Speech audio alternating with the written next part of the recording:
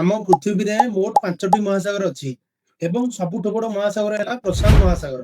ଏହା 165 ଲକ୍ଷ ସ୍କୋୟାର କିଲୋମିଟରରେ ବିସ୍ତାର କରିଛି। ଆପଣମାନେ ଏ ବିଷୟରେ ଜାଣିକି ଆଶ୍ଚର୍ଯ୍ୟ ହେବେ ଯେ 4ଟା ମହାସାଗରକୁ ହଟେଇ ଦେଲେ କେବଳ ପ୍ରଶାନ୍ତ ମହାସାଗର କଥା କହିବାକୁ ଗଲେ ସେ ଏକୁଟିଆ ହିଁ ଆମର ପୃଥିବୀର ଯେତେ ସବୁ ପାହାଡ଼, ମରୁଭୂମି ଏବଂ ଆଇଲ୍ୟାଣ୍ଡ ଠାରୁ ବି ବଡ଼ ଅଟେ। ପୁରା ମହାସାଗରରେ ଏମିତି କିଛିଟା ଛୋଟ ଛୋଟ ଦ୍ୱୀପପୁଞ୍ଜ ଅଛି ଯାହା ଦେଖିବାକୁ ବିନ୍ଦୁ ସଦୃଶ୍ୟ ଏବଂ ଏ ଜାଗାକୁ ଆଜି ମଧ୍ୟ କୌଣସି ମାନବ ଏ ଜାଗାକୁ ଆଜି ପର୍ଯ୍ୟନ୍ତ ଯାଇନାହାନ୍ତି। ମୋଟାମୋଟି କହିବାକୁ ଗଲେ କିଏ ଯଦି ଆଜି ଏଇ ମହାସାଗରରେ ହଜିଯାଏ ତାକୁ ଖୋଜିବା ଅସମ୍ଭବ ଅଟେ। ଏବଂ ଆଜି ଆପଣମାନେ ଏମିତି ଏକ ରିଏଲିଟି ଜାଣିବେ ଯାହା ପୁରା ସତ୍ୟ ଘଟଣା ଉପରେ ଆଧାରିତ।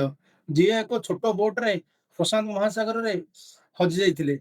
ସିଏ କେବଳ 8-10 ଦିନ ପାଇଁ ନୁହେଁ, ପୁରା 438 ଦିନ ପର୍ଯ୍ୟନ୍ତ ଏଇ ମଣିଷ ଆକ୍ସିଡେଣ୍ଟାଲି ୱାର୍ଲଡ ରେକର୍ଡ ବନେଇ ଦେଇଥିଲେ, ଯାହାକୁ ସମ୍ଭବତଃ କିଏ ଚାହିଁଲେ ବି ରେକର୍ଡ ଭାଙ୍ଗିବାକୁ ଚେଷ୍ଟା କରିବନି। ସମୁଦ୍ରରେ ସବୁଠାରୁ ଅଧିକ ସମୟ ବିତେଇଥିବା ଏଇ ଲୋକ, ଯାହାର ନାମ ଜୋସ୍ ସାଲ୍ଭାଡୋର ଆଲଭାରେଗାନ। ଏଇ ଲୋକ ସମୁଦ୍ରରେ ପୁରା 438 ଦିନ ବିତେଇଥିଲେ, ତାହା କେବଳ ଗୋଟେ ଛୋଟ 7 ଫୁଟ ଡଙ୍ଗାରେ।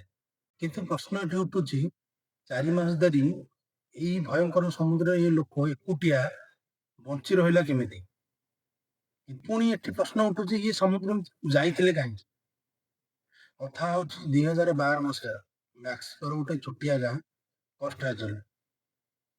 ଜୋସ୍ ଆଲଭର୍ଡୋ ନାମକ ଏହି ଯୁବକ ଏହି ଗାଁରେ ରହୁଥିଲେ ଏବଂ ତାଙ୍କର ବୟସ ମଧ୍ୟ 36 ବର୍ଷ ହୋଇଥିଲା। 17 ନଭେମ୍ବର 2012 ଦିନ ଜୋସ୍ ତାଙ୍କର ଗୋଟେ ସାଥୀ ସହିତ ଛୋଟ ବୋଟରେ ଫିସିଂ ପାଇଁ ବାହାରିଥିଲେ। ସେମାନଙ୍କର ପ୍ଲାନ୍ ଥିଲା ଯେ ସମୁଦ୍ରରେ କେବଳ 30 ଘଣ୍ଟା ବିତେଇବା ପାଇଁ। ସେଥି ସକାଶୁ ବୋଟରେ ବେଶୀ କିଛି ସାମାନ ନଥିଲା।